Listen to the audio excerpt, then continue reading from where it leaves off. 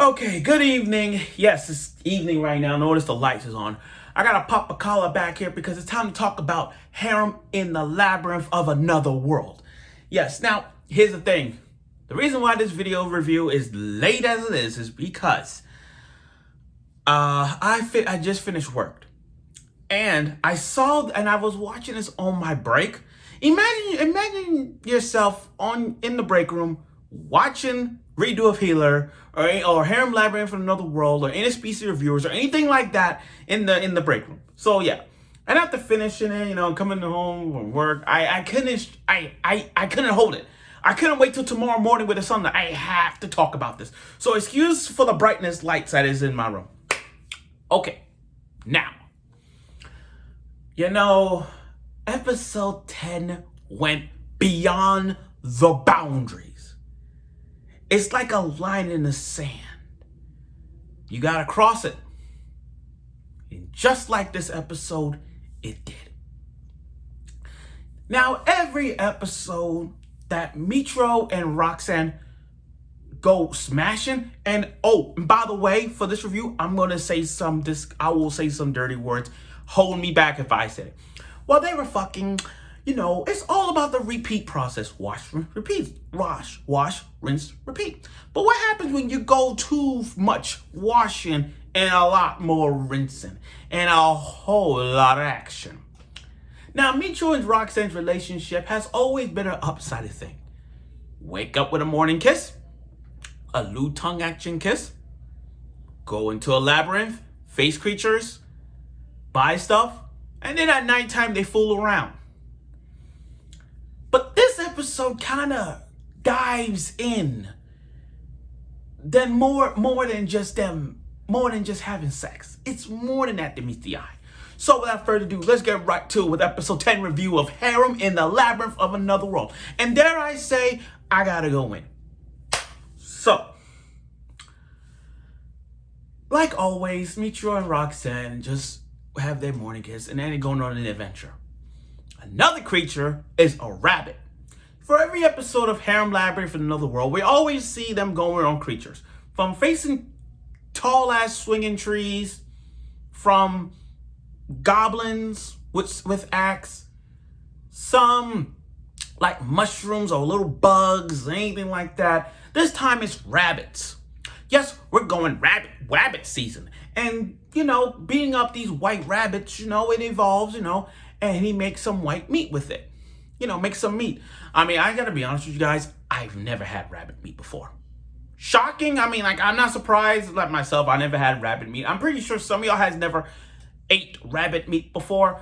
But if you guys did, tell me, because I don't know if it's good or not. Unless I season it with salt and pepper or something like that. But, rabbit meat, I never seen it up close before. So, Roxanne, so before I even get to that, let me tell you about this Michio guy.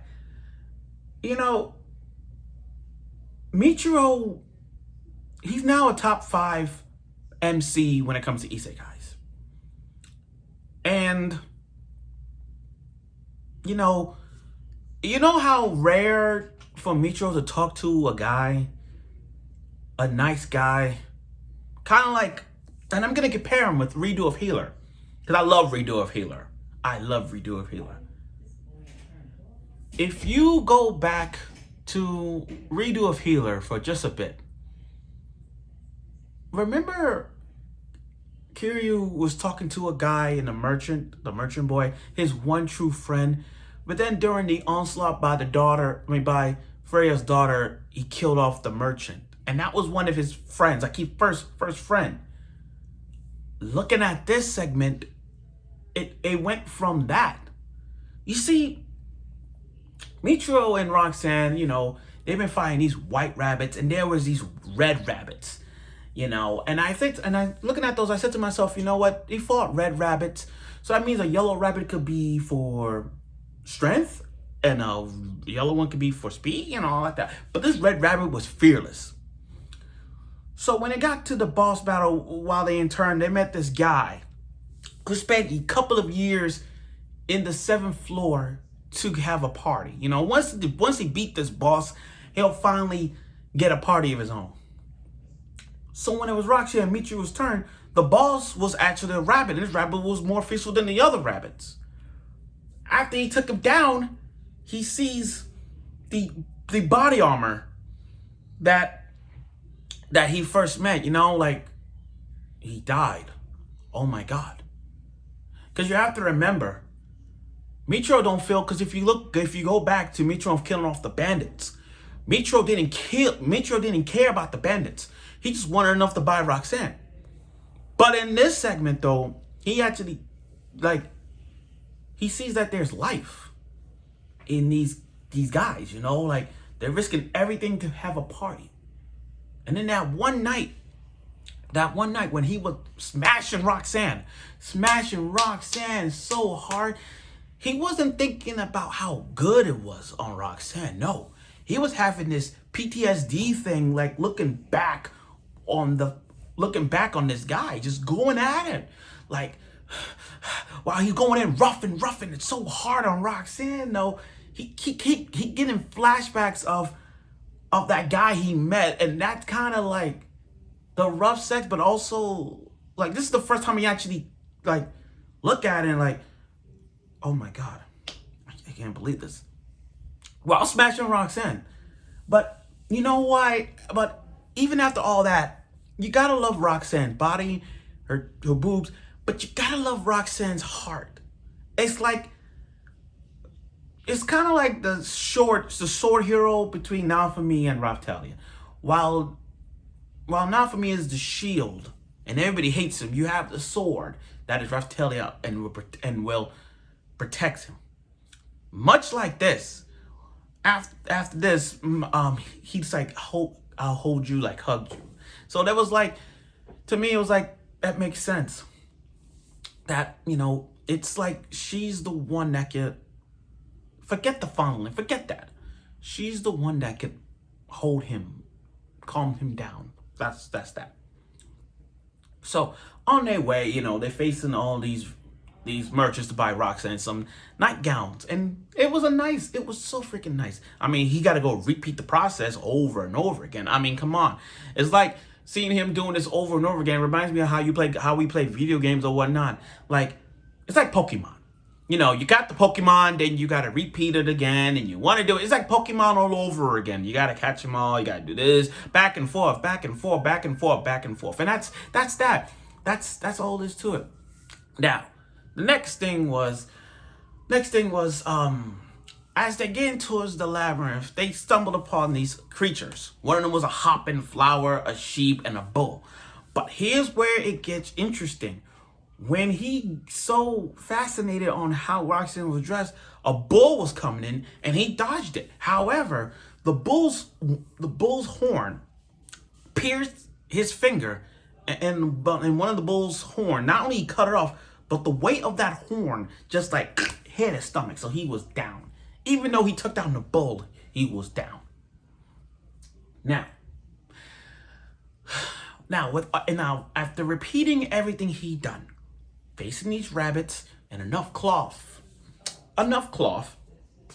to get all that off.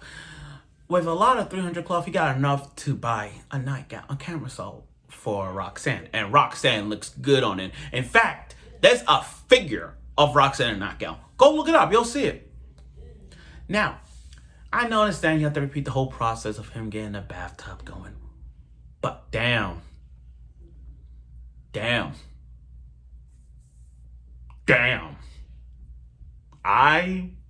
Let me just say this. I'm fucking impressed. I'm super proud of him. Forget that he has a perverted mind. Forget that. Forget that he has a perverted mind. He knows how to treat Roxanne fairly. Despite his perverted mind, he knows how to treat the women nice. Issei from High School DxD, Basara from Shimano Testament. I want to tell you two this. Learn from him. you might want to learn from him. Because what he did, kind of like, it's like, you won't even see this on a hentai website unless they actually aired it. But let me tell you this. So they got into the tub, and she hurt his finger. So she's like, okay, I'm going to treat it well. I'm going to use spit for this one. So you gotta love the animation of her tongue and her lips. Because like this, literally sucking it like she was sucking his. Okay, I'm going to use the third wheel, his third leg.